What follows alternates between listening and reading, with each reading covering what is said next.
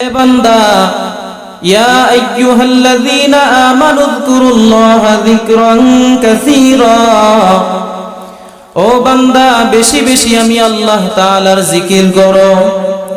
জিকির করার মাধ্যমে কি হয়? পয়গম্বর বলেন লিকুল্লি শাইইন সিকালাতু ওয়া সিকালাতুল কুলুবি যিকরুল্লাহ। পয়গম্বর বলেন, হে উম্মত, প্রতিটা জিনিস ময়লা হয়, এই ময়লা যুক্ত জিনিসটাকে ময়লা মুক্ত করার জন্য একটা যন্ত্র আছে, একটা হাতিয়ার আছে। মানুষের কলব গুনাহের দ্বারা ময়লা হয়, এই কলবটা ময়লা মুক্ত বানানোর জন্য তো একটা যন্ত্র দরকার। আল্লাহ রাব্বুল আলামিন বলেন, আলা বিযিকরিল্লাহি তাতমাইন্নুল কুলুব। আল্লাহ রাব্বুল আলামিন বলেন, জিকির হচ্ছে কলব পরিষ্কার করার একটা যন্ত্র। এই জিকির যার জবানে থাকবে, মরণের সময় তার জবানে কালিমা নসিব হয়ে যাবে। এই জিকির বেশি বেশি করা দরকার। হাতে কাজ করি, পায়ে কাজ করি, কিন্তু জবানে কোনো কাজ নাই। এই জবান দিয়েছে আমার আল্লাহ, এই জবান দিয়ে আমার মালিককে ডাক দাও। আমার মালিক বলে, উদউনি আস্তাজিব লাকুম। ও বান্দা, আমাকে ডাকো, আমি ডাকের সাড়া দিব।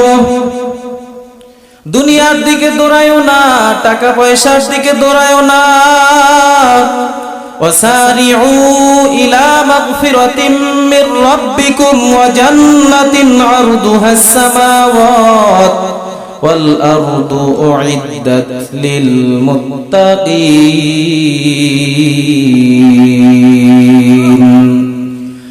আল্লাহ রাব্বুল আলামিন বলেন, আমি আল্লাহর ক্ষমার দিকে দৌড়াও,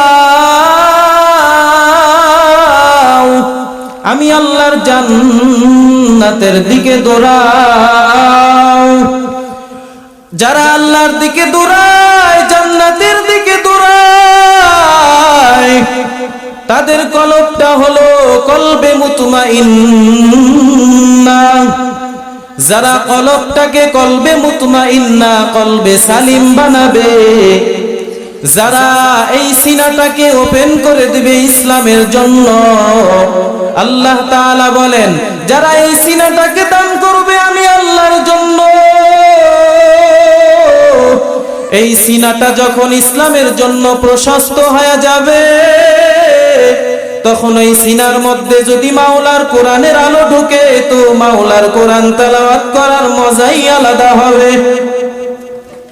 এজন্য আল্লাহ তাআলা বলেন, যারা আমি আল্লাহর ক্ষমার দিকে দৌড়ায়, যারা আমি আল্লাহ তাআলার জান্নাতের দিকে দৌড়ায়, তারা হলো মুত্তাকি, আর মুত্তাকিনরাই পাবে জান্নাত।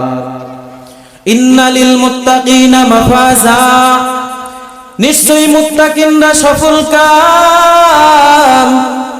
দুনিয়ার মধ্যে যদি কারোর অনেক টাকা হয়, বলে ওই লোকটা সফল। কারোর সন্তান যদি অনেক বড় চাকরি পায়, বলে সন্তানের চাকরি পাওয়াতে বাবা সফল।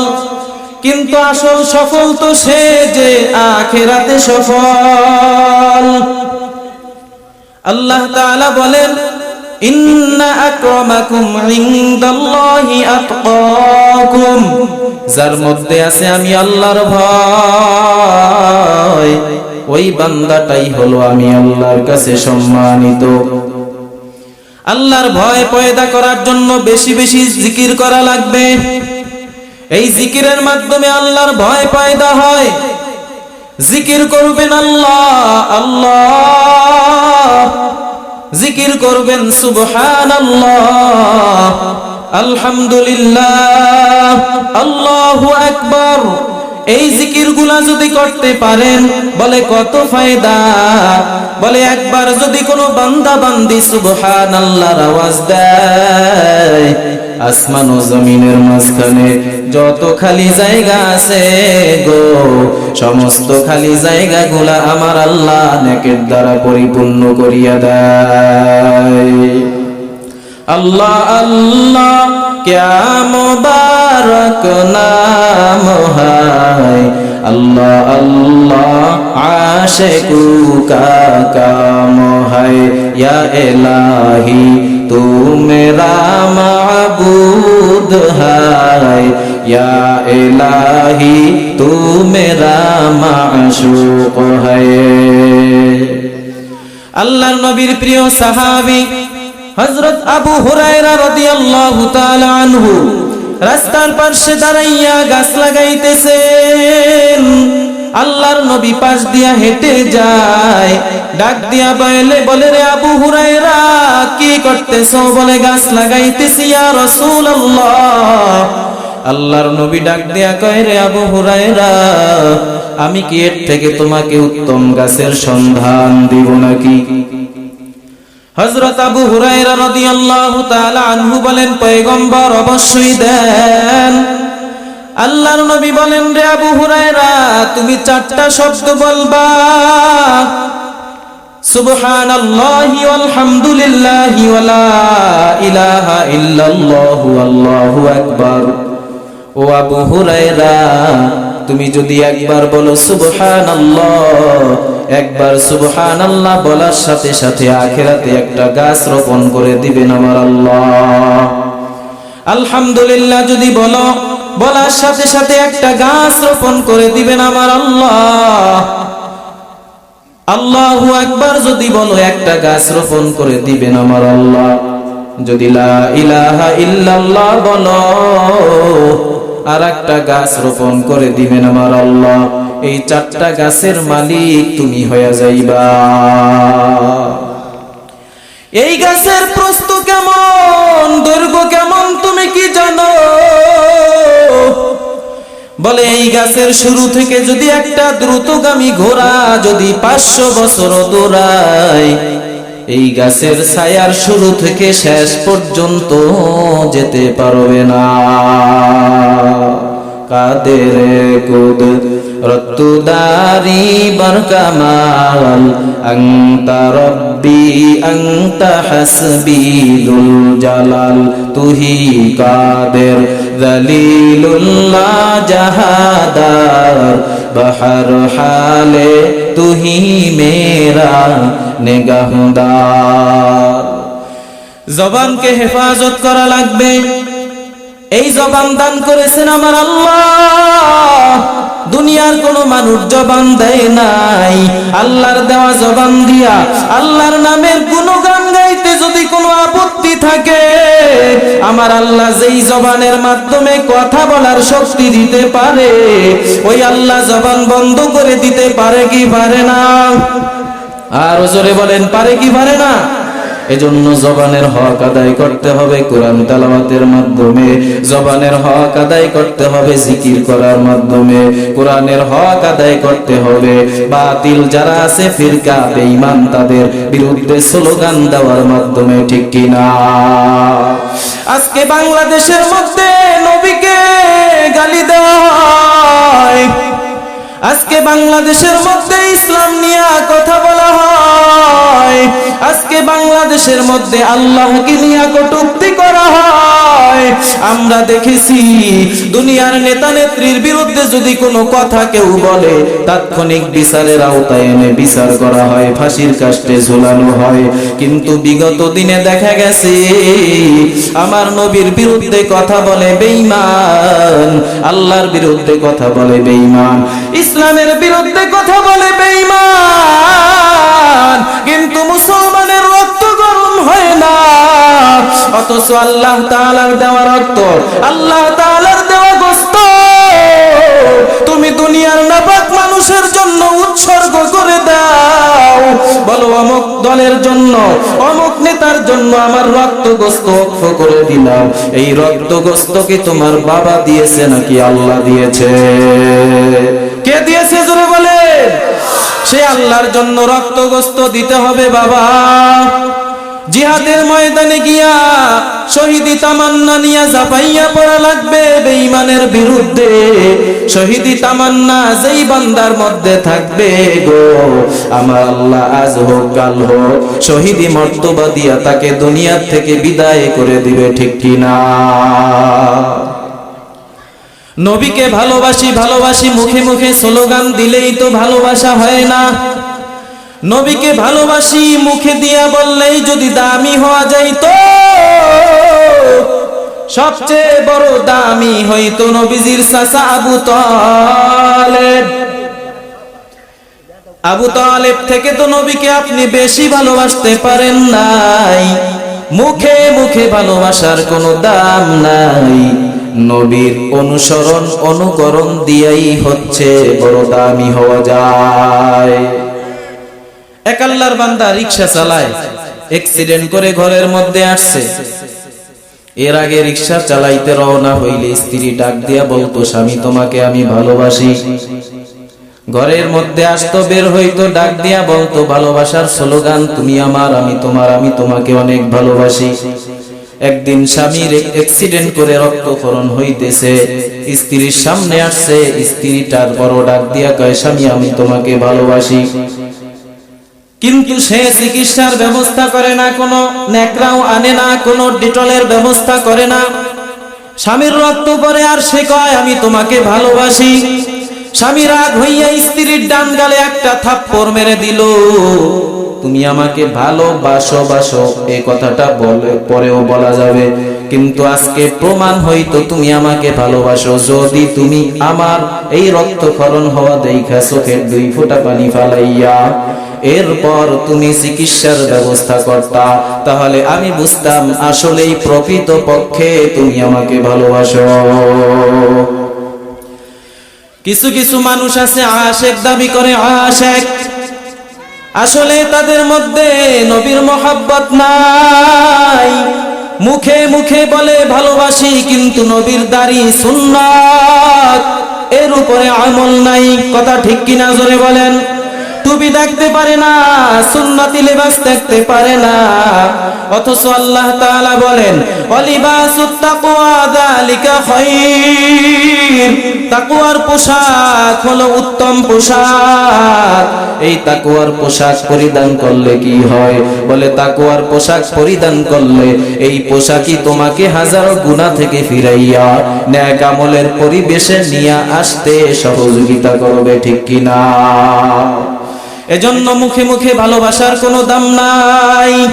আল্লাহর নবীকে অন্তর দিয়া ভালোবাসতে হবে, নিজের জীবন থেকেও ভালোবাসতে হবে। লা ইউমিনু আহাদুকুম হাত্তা আকুনা হাব্বা ইলাইহি মিন ওয়ালিদিহি ওয়া ওয়ালাদিহি ওয়ান নাসি আজমাইন। এজন্য বলতেছিলাম জিকিরের মাধ্যমে মানুষের দিলের মধ্যে তাকওয়া অর্জন হয়। এই জিকির বেশি বেশি করা লাগবে।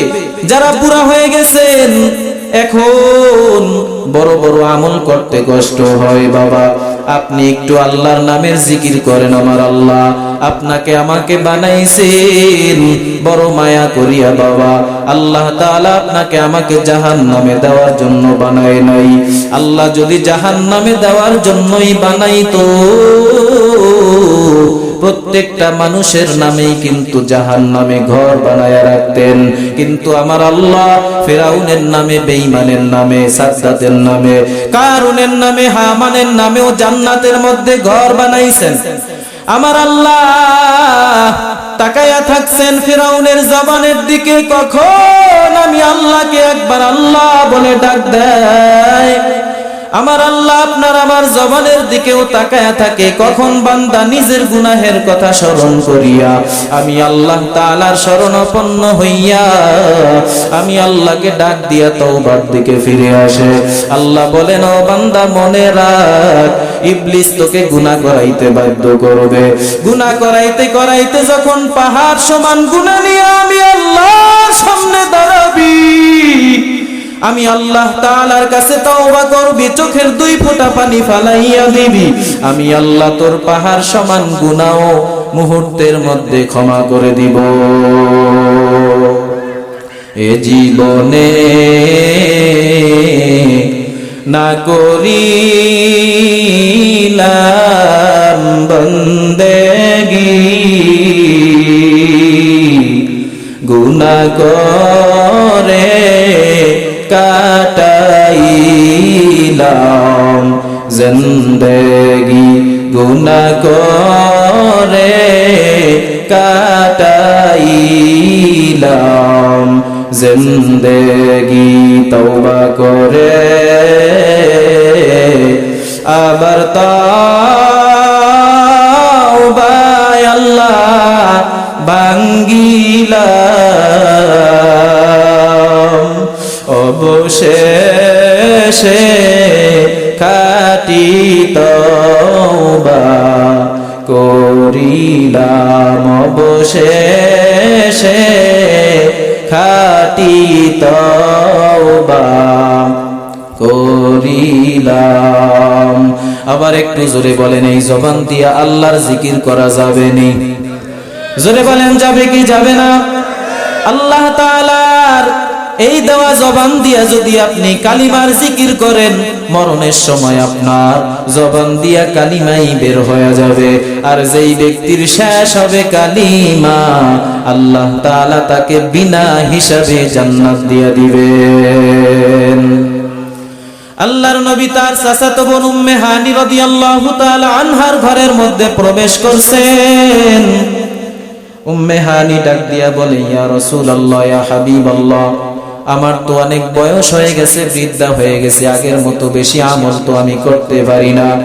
এমন কিছু ওয়াজিফা আমাকে শিখাইয়া দেন যে অল্প আমলে আমি আল্লাহর কাছ থেকে অনেক বড় পুরস্কার পাবো। আল্লাহর নবী ডাক দিয়া কয়, হে উম্মে হানি, দৈনিক 100 বার সুবহানাল্লাহর জিকির করো। 100 বার সুবহানাল্লাহর জিকির করলে পয়গম্বর ইসমাইল আলাইহিস সালাতু ওয়াস সালামের বংশের 100 গোলাম আযাদ করলে যেই পরিমাণ ফায়দা, 100 বার সুবহানাল্লাহ দৈনিক আমল করলে সেই পরিমাণ ফায়দা আমার আল্লাহ আমল নামায় দান করবেন। 100 বার যদি আলহামদুলিল্লাহ বলো, বলে যুদ্ধের ময়দানে 100 উট মুখের মধ্যে লাগাম বাইধা জিহাদের ময়দানের জন্য প্রস্তুত করা হয়েছে। এই 100 উট আল্লাহর রাস্তায় দান করলে যেই পরিমাণ সওয়াব হবে, ওই পরিমাণ সওয়াব আমার আল্লাহ 100 বার আলহামদুলিল্লাহ বলার বদৌলতে দান করবেন। আল্লাহু আকবার যদি 100 বার বলো, বলে 100 লালুট আল্লাহর রাস্তায় কুরবানি করলে যেই পরিমাণ সওয়াব হবে, সেই পরিমাণ সওয়াব আমার আল্লাহ আমল নামায় দান করবেন। এজন্য আমল করতে হবে, বেশি বেশি মাওলার জিকির করা লাগবে। ওরে যারা মাওলার জিকির করে তারা হার হামেশা মনে করে মাওলা আমার কাছেই আছে, কাছেই আছে, কাছেই আছে। বান্দা যদি পানির মধ্যে ডুব দেয়, এই বান্দা দেখে ডানে পানি, বামে পানি, সামনে পেছনে, উপরে নিচে পানি আর পানি। বলে যারা আল্লাহ ওয়ালা তারা সব সময় ডানে তাকাইলেও দেখে আমার আল্লাহ, বামে তাকাইলেও দেখে আল্লাহ, সামনে তাকাইলেও দেখে আল্লাহ, পেছনে তাকাইলেও দেখে আল্লাহ। তারা গাছের পাতার দিকে তাকাইলে গাছের পাতা দেখে না, তারা দেখে আমার আল্লাহকে। তারা যখন খানা খাইতে বসে প্লেটের মধ্যে ভাত দেখে না, তারা দেখে আমার মালিক। আমার আল্লাহ তাআলা চতুর্পার্শ্বেই তো আছেন। আল্লাহ রাব্বুল আলামিন বলেন, ফাইনামা তুওয়াল্লু ফাসাম্মা ওয়াজহুল্লাহ। ও বান্দা, তুমি যেদিকেই মুখ ঘুরাইবা সেদিকেই আমি আল্লাহ আছি। আর এইটা অনুভব করতে পারবে যারা জিকির করবে। আর জিকিরের মধ্যে এত মজা, যারা জিকির করবে না তারা কখনোই বুঝবে না। আপনার পানির পিপাসা লেগেছে, এখন সাইনবোর্ডের মধ্যে লেখা দেখতেছেন পানি পানি পানি, কিন্তু আপনি খাইতে পারতেছেন না। আপনি হাজারবার বললেও তো পানির পিপাসা নিবারণ হবে না। ওরে যারা আল্লাহ তাআলার পাগল, তারা আল্লাহ তাআলার নাম নিলে তাদের মুখের স্বাদ কলবের স্বাদ মিটে না। এজন্য হার হামেশা শুধু আল্লাহকেই ডাকে, আল্লাহকেই ডাকে। আল্লাহকে তালাশ করার জন্য তারা সব সময় দৌড়ায়। আজকে মাওলানা মহিবুল্লাহ আনসারী সাহেব এত সুন্দর এই এলাকাবাসীর সম্মিলিতভাবে এই মাহফিলের আয়োজন করেছে। আজকে এই এলাকার মানুষ বড় ধন্য, যারা আসতে পেরেছে তারা ধন্য, যারা আসতে পারে নাই তাদের মতো পুরা কপালওয়ালা কেউ নাই। কারণ এইখানে যদি আজকে মমতাজ আসতো, যদি আন্ড্রু কিশোর আসতো, অন্যান্য দুনিয়াবি নায়ক নায়িকা আসতো, মানুষের অভাব থাকতো না। তবে আমরা দুঃখ পাই না, কষ্ট পাই না, কারণ আল্লাহ তাআলা বলছেন ওয়ালাকাদ যারানা লিজাহান্নামা কাসীরাম মিনাল জিন্নি ওয়াল ইনস। আল্লাহ রাব্বুল আলামিন বলেন অধিকাংশ মানুষই এবং জিন জাতি যাবে জাহান্নামে। এজন্য জান্নাতি পরিবেশে জান্নাতি মানুষ কম আসবে, এটাই স্বাভাবিক। কথা বলেন না কেন? বাজারের মধ্যে যদি ভালো মাছ উঠে উপরে মাছি বেশি একটা বসে না, দুই একটা যা বসে তা ভুল করে বসে। কিন্তু যদি পচা মাছ উঠানো হয় মাছের কোনো অভাব থাকে না। দুনিয়ার মধ্যে এই মাজলিস গুলা হলো ভালো মাজলিস, পবিত্র মাজলিস। এখানে লোকজন কম আসবে, এটাই স্বাভাবিক। আর ওই যে নাচ গানে বড় বড় অনুষ্ঠানে, দুনিয়ার অপসংস্কৃতির অনুষ্ঠানে লোকজন বেশি হয় ঠিক, কিন্তু ওই মাজলিসের দাম আল্লাহর কাছে নাই। আপনি একজন কালেমাগো মুসলমান, আপনি একদিকে, দুনিয়ার সব মানুষ একদিকে, আল্লাহর কাছে আপনার দামই বেশি। কথা কয় না? আল্লাহর কাছে আপনার দামই বেশি। একজন জিকিরওয়ালা কলমওয়ালা মানুষের দাম আল্লাহর কাছে তার কাবা ঘর থেকেও বেশি, তার কোরআনের থেকেও বেশি, আসমান থেকেও বেশি, জমিন থেকেও বেশি। বলবেন হুজুর এটা কেমন কথা? বলে খালাকাস সামাওয়াতি বিগাইরি আমাদিন তারাউনাহা। আল্লাহ তাআলা বলেন আসমানের কোনো খুঁটি নাই। এই আসমান ততদিন পর্যন্ত থাকবে, একজন আল্লাহ বলনেওয়ালা দুনিয়ায় যতদিন পর্যন্ত বাকি থাকবে। কাবা কাবা ঘরের জায়গায় ঠিক থাকবে, কোরআনের অক্ষর কোরআনের অক্ষরের জায়গায় ঠিক থাকবে, যতক্ষণ একজন আল্লাহ বলনেওয়ালা মানুষ দুনিয়ার জমিনে জীবিত থাকবে। এজন্য একজন মুমিনের কলবের বড় দাম। এই মুমিন কেন তার দাম বুঝে না? বলে তার নিজেরই খবর নাই সে কত দামি। দোয়েল জাতীয় পাখি বাংলাদেশে ঘোষণা হয়েছে, সংসদে তার আলোচনা হয়। কিন্তু দোয়েল যদি জানতো তার নাম, তার বিষয় সংসদে আলোচনা হয়, সংসদে গিয়া প্রধানমন্ত্রীকে বলতো আমাকেও একটা ফ্ল্যাট দেন। সে নিজের খবর নিজেই জানে না, এই জন্য গাছের ডালেই শুধু ভিজে আর রোদে পুড়ে। কথা কয় না? আল্লাহ তাআলা বলছেন ওয়ালাকাদ কাররামনা বানি আদম। ও মানুষ, তোমাকে আমি আল্লাহ তাআলা দামি করে বানাইছি। এই মানুষটা যখন আমি আল্লাহর হুকুম না মানে, তখন এই মানুষটা বেদামি হয়ে যায়। বলে কেমন? বলে উলাইকা কাল আনআম, বলে চতুষ্পদ জন্তুর মতো। বালহুম আদল, বরং তার থেকেও খারাপ।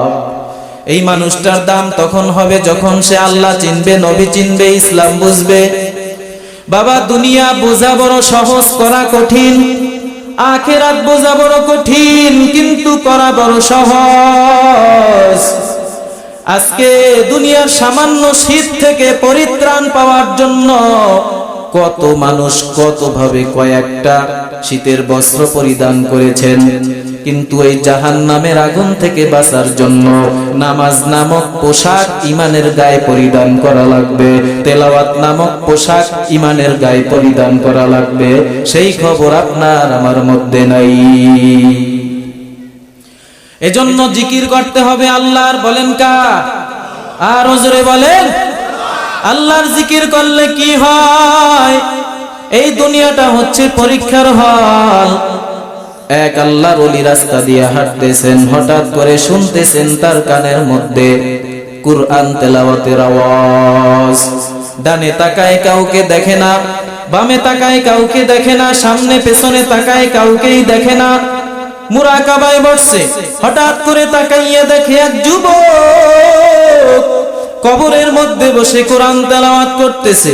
হে যুবক, কবরের মধ্যে বসে তুমি কোরআন তেলাওয়াত কেন করতেছো? যুবক ডাক দিয়া কয়, আমি কোরআনুল কারীমের হাফেজ ছিলাম দুনিয়াতে। এই কোরআনুল কারীম তেলাওয়াত না করলে আমার ভালো লাগে না। আমি আল্লাহ তাআলার কাছে অনুমতি নিয়েই কোরআন তেলাওয়াত করতেছি। হে যুবক, তুমি কত বছর পর্যন্ত এই কোরআন তেলাওয়াত করতেছো? যুবক ডাক দিয়া কয়, আমি 400 বছর পর্যন্ত কোরআন তেলাওয়াত করতেছি। হে যুবক, তুমি 400 বছরে কয় খতম দিয়েছো? যুবক ডাক দিয়া কয়, 60,000 খতম। এবার ওই আল্লাহর ওলি বলতেছে সুবহানাল্লাহ। এই যুবক বলতেছে, ও আল্লাহর ওলি, আপনি যে একবার সুবহানাল্লাহ বলছেন, ওই সুবহানাল্লাহর সওয়াবটুকু আমাকে দেন, আর এই 60,000 খতম আপনি নিয়ে নেন। কারণ এক পালায় যদি আপনার একবার সুবহানাল্লাহ এই সওয়াবটুকু রাখা হয়, আর এক পাল্লায় যদি 60,000 খতম কোরআন তেলাওয়াত রাখা হয়, আপনার ওই একবার সুবহানাল্লাহর সওয়াবের পাল্লাই ভারী হয়ে যাবে। কারণ হলো আপনি দুনিয়াতে পরীক্ষার হলে আছেন। আপনি যদি ভালো লেখেন তাও গ্রহণযোগ্য, আপনি যদি খারাপ লেখেন তাও ওখানে বসে লিখতে পারবেন। দেখা যাবে ফলাফলের বেলায় ভুল লেখুক আর ভালো লেখুক, পরীক্ষার হল থেকে বের হইলে আর সংশোধনের কোনো সুযোগ নাই। আমি এই কবরের মধ্যে আসছি, আমি যদি 100 বার কেন 1,00,000 বারও যদি আল্লাহর নাম বলি, আমার একবারও সওয়াব হবে না, কারণ আমি পরীক্ষার হল থেকে বের হয়ে গেছি। এজন্য দুনিয়াতে বসে যতবার সুবহানাল্লাহ বলবেন, ততই আপনার জান্নাতের উন্নতিটা বেশি হবে। দুনিয়ার মধ্যে একটা কাঠের ঘর আর একটা পাকা বিল্ডিং। বলে ঘর তো ঘরই, একটা পাকা আর একটা কাঁচা। বলে পাকা ঘরের মধ্যে আবার যেটা টাইলস করা সেটা উন্নত। জান্নাতের মধ্যেও ওরকম উন্নত আর উন্নত আছে। কেউ দামি পাবে, কেউ একটু নিচে পাবে। এজন্য যে যত আমল করবে সে তত দামি জান্নাত পাবে। দুনিয়ার জমিনে যদি আপনি পরীক্ষার হলে যান, 10টা সাবজেক্টের মধ্যে যদি 33 করেও প্রতিটা সাবজেক্টে পান, তাহলে আপনি পাস। আর যদি আপনি 9টা সাবজেক্টে 100 করে পান, কিন্তু একটাই আপনি 32 পেয়েছেন, তাহলে ফেল। ঠিক কিনা জোরে বলেন? হাসরের ময়দানের ওই আখিরাতের লাইনে দুনিয়াতে বসে আপনি এত আমল করলে জান্নাতে যেতে পারবেন, এর কোনো মাপকাঠি নাই। এজন্যই আল্লাহ বলেন, ওয়াবুদু রাব্বাকা হাত্তা ইয়াতিয়াকাল ইয়াকিন।